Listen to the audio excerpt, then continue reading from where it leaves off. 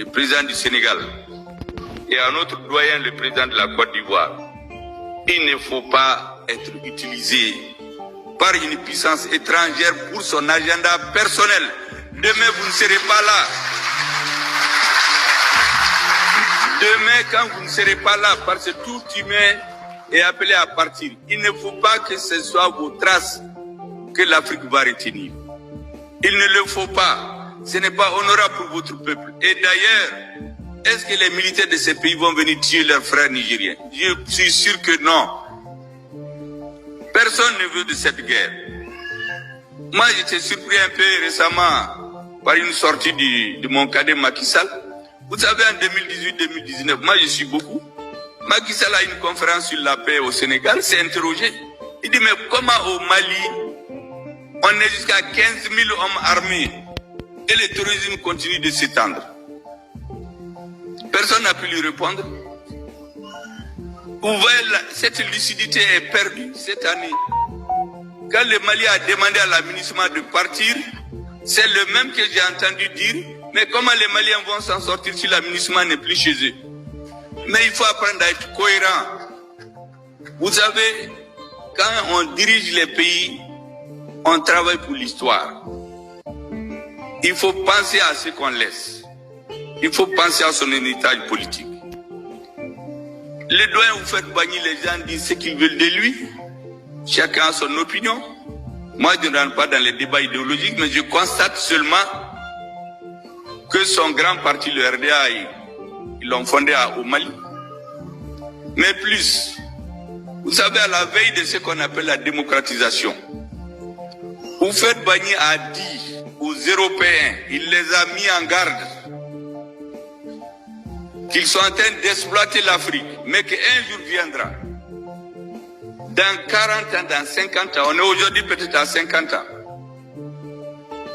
que les Africains n'accepteront plus ce que les Européens sont en train de faire. C'est Oufet qui a dit ça devant des Européens. Et Oufet leur a dit qu'un jour viendra où on discutera non de l'acier, non du prix des minerais de fer avec les Africains, mais du prix de l'acier. C'est très important. Dans tous nos pays, quand vous fouillez dans l'histoire, vous trouvez que les Africains se sont révoltés contre l'injustice. Maintenant, nous avons des nouveaux dirigeants.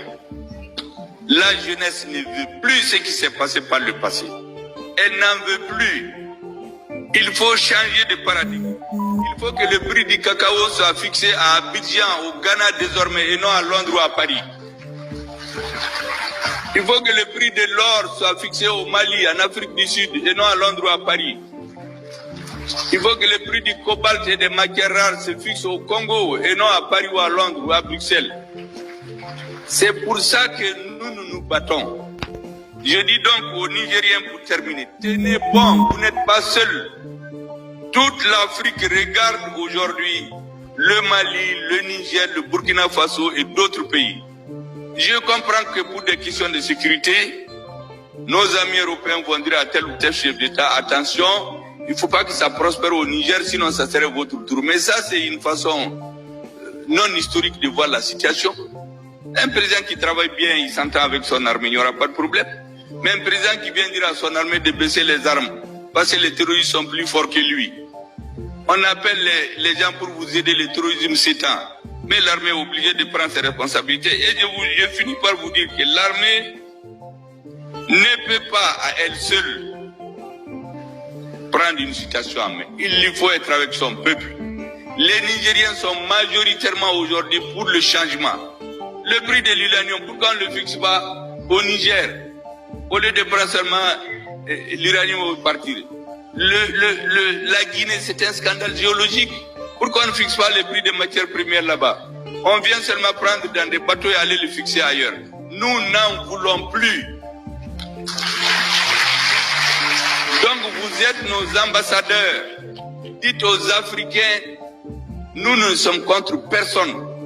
On n'est pas contre les Français, on n'est pas contre les Américains. Nous avons des amis, nous avons des citoyens.